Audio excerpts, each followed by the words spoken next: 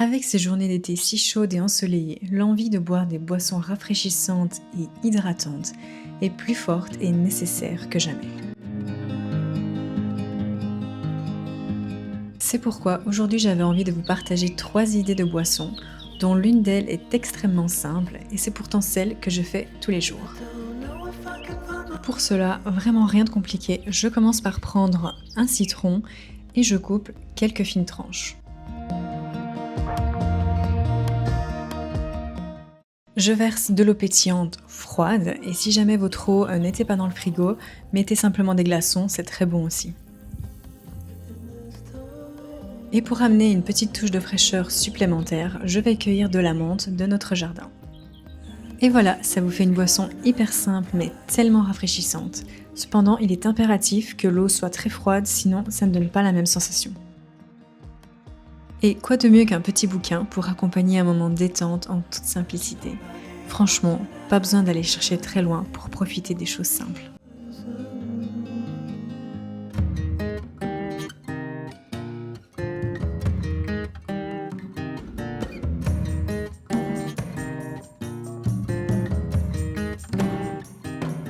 Pour les 2 prochaines recettes, nous allons passer dans la cuisine. Et vu que j'aime me créer de petits univers parce que je trouve ça plus sympa, j'ai créé de jolies fiches recettes pour ces 3 boissons et je les ai imprimées.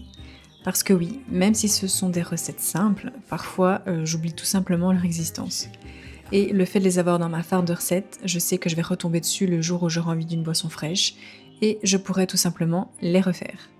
Et personnellement, le fait de l'avoir noté quelque part, ça rassure mon cerveau. Je ne suis plus en mode attention, il ne faut surtout pas que j'oublie ça, car je sais que c'est écrit et stocké dans ma petite farde. C'est ce qui fonctionne le mieux, écrire l'information en physique dans un endroit pour que le cerveau puisse se calmer. Enfin voilà, si jamais ça vous intéresse d'avoir ces fiches, vous pouvez les télécharger gratuitement via le lien dans la description de cette vidéo. La prochaine recette est tout aussi simple, mais elle demande un peu plus de préparation. C'est un sirop de limonade maison.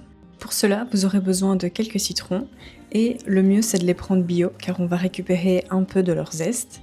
Si jamais vos citrons ne sont pas bio, ce que vous pouvez faire, c'est que vous pouvez les tremper dans de l'eau avec du bicarbonate de soude pour enlever une partie des pesticides et autres crasses.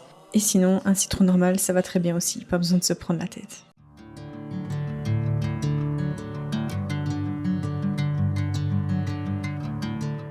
Je commence donc par couper tous les citrons en 2 parce qu'après le but ça va être de les presser pour pouvoir récupérer leur jus. Je mets ensuite un peu d'eau dans la bouilloire pour la porter à ébullition car le but ça va être de verser cette eau dans le sucre pour aider le sucre à se dissoudre plus rapidement.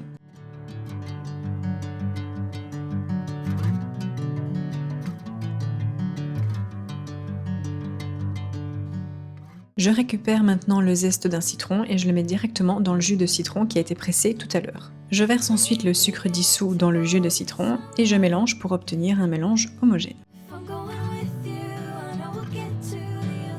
On obtient ainsi notre sirop de limonade et on va le stocker dans le frigo. Alors, comment l'utiliser? Eh bien, tout simplement comme vous utiliseriez un sirop de grenadine. Vous versez un peu de sirop dans un verre, vous y ajoutez de l'eau plate ou de l'eau pétillante. Personnellement, j'y ajoute de l'eau pétillante et c'est délicieux. Ça a le goût d'un iced tea. Vraiment, je ne comprends pas comment c'est possible, mais c'est le cas. Si vous testez, n'hésitez pas à me dire dans les commentaires si vous aussi vous trouvez que ça a un goût d'iced tea. En tout cas, mon mari était d'accord avec moi. Ce goût d'iced tea est peut-être dû au sucre que j'ai utilisé, car j'ai utilisé du sucre de coco. Alors, nous allons maintenant passer à la 3e recette. Mais vous allez voir, ici ça va être un peu différent parce que c'est une recette avec de l'eau de coco. Sauf que, je vous laisse avec la suite pour vous expliquer. Je déteste l'eau de coco. Les réseaux sociaux ont énormément vanté les mérites de l'eau de coco. Donc, qu'est-ce que j'ai fait? Je l'ai acheté. Un soir, je me suis installée derrière mon PC pour faire des petites choses, en ayant pris un verre d'eau de coco à côté de moi, et là, catastrophe. Vraiment, j'avais le réflexe vomitif qui s'enclenchait à chaque fois que je buvais une gorgée. Vraiment persisté. Je me dis non, et ça a plein de vertus, c'est super bon pour toi, ça va t'hydrater. Sauf que je n'y arrivais pas, en fait, je me suis dit, mais je n'en rachèterai pas. C'est dégueulasse, je ne peux pas. Voilà, sachez que moi de base, je déteste l'eau de coco. Donc en gros, j'avais jeté l'éponge avec cette boisson, sauf que en lisant un livre sur l'alimentation pendant la grossesse, que j'ai beaucoup aimé d'ailleurs, eh bien, devinez quoi? L'autrice conseille elle aussi de boire de l'eau de coco, car visiblement, ça hydrate vraiment bien notre corps. Elle propose même une recette d'une boisson à base de coco qui permet de faire le plein d'électrolytes. Et c'était plus fort que moi, il fallait que je teste cette recette. Vu qu'on ajoute du jus d'orange et d'autres choses, je partais du principe que ça allait potentiellement camoufler le goût qui me dérange dans l'eau de coco.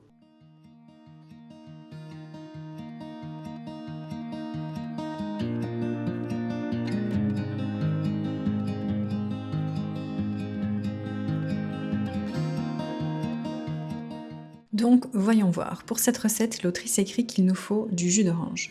Je ne sais pas si c'est du jus d'orange du commerce ou non, mais personnellement, j'ai décidé de faire le plus naturel possible et de prendre des oranges, de les presser pour en extraire le jus.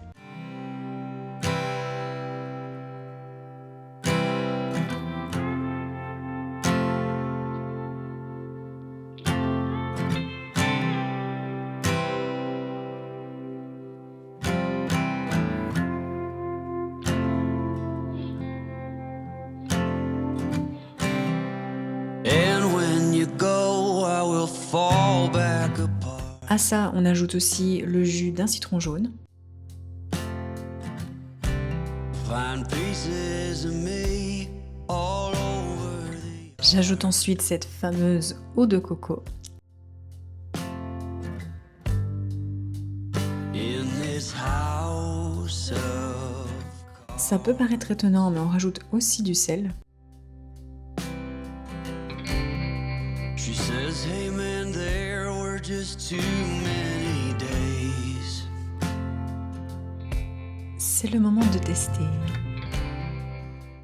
Je vais tester la recette telle quelle, donc là j'ai vraiment suivi à la lettre, j'ai fait les quantités qui disaient, j'ai juste pas mis des concentrés de minéraux, mais je pense qu'au goût ça ne change rien.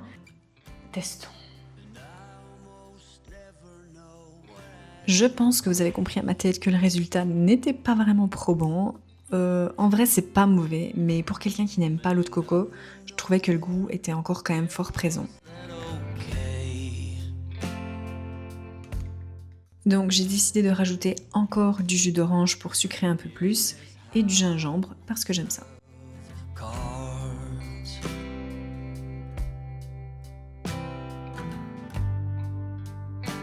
With only heart. Enfin voilà, j'espère que cette petite vidéo tout en douceur vous aura plu et que vous aurez passé un chouette moment en ma compagnie.